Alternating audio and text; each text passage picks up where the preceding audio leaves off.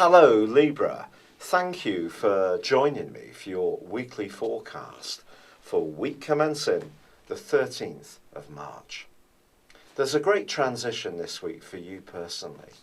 This sees on Tuesday, Mercury making its way out of a more brittle but also a rather confusing potentially part of your scope. Mercury is about how we think and express our ideas, and it's been in an area which for you can be to do with obligations, but also to do with your physical vitality in terms of your nervous system. Well, Mercury moves into your opposite sign on Tuesday, where it's much more fired up. Now, it's true that your ruler Venus does continue to retrograde in this area, but Mercury moving into Aries can help you to just clarify where some conversations or some communications around key relationships are standing.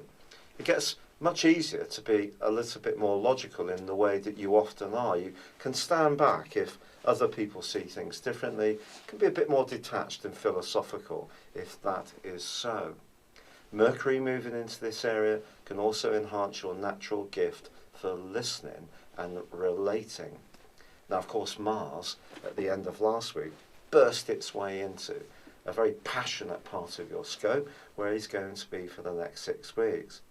If you're interested in going into business or being more productive with your resources, whether it's time, energy, or your financial assets, Mars here will really help you to get on the front foot. And Mars is making a fine link with Mercury all this week. So you could find yourself receiving some interesting advice and go into seminars where someone can give you greater insights into how you can manage things, or it could be research that you do online. Now also, your ruler Venus is forging a beautiful angle to Neptune.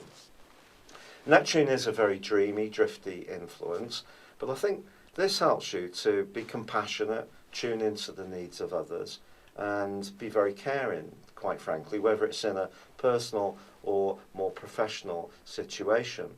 But perhaps the toughest aspect of this week is the square between the Sun, which is in the 6th house, affecting your body, and also Saturn in the 3rd house, affecting more your nervous system. I think you are going to have only a limited amount of energy this week, and the trick is going to be applying it in the right ways. If you try to spread yourself too thinly, do too much, try to comprehend too many different strands of information, I think you could end up feeling quite frazzled. So try to simplify this week as much as possible. Now, Jupiter in your sign is also still in retrograde and still in its square with Pluto. When it comes to what you want in terms of where you live, this particular aspect can really see you yearn and push for your ideal situation. Now, there's nothing wrong with having ambition, nothing wrong with having momentum, but just be conscious of the people that you're interacting with, because your desire to change something needs to mesh in with what's good for them too, and there needs to be something that works for everyone. So Jupiter square Pluto can see us almost too desirous of getting our own way. But this is a week which ends with Venus, your ruler, combining with Mercury. And a magical conversation is entirely possible as this week draws to a close, one which really can sparkle. It could be a meeting of minds, it could be someone you're really attracted to, but a fine time can be had.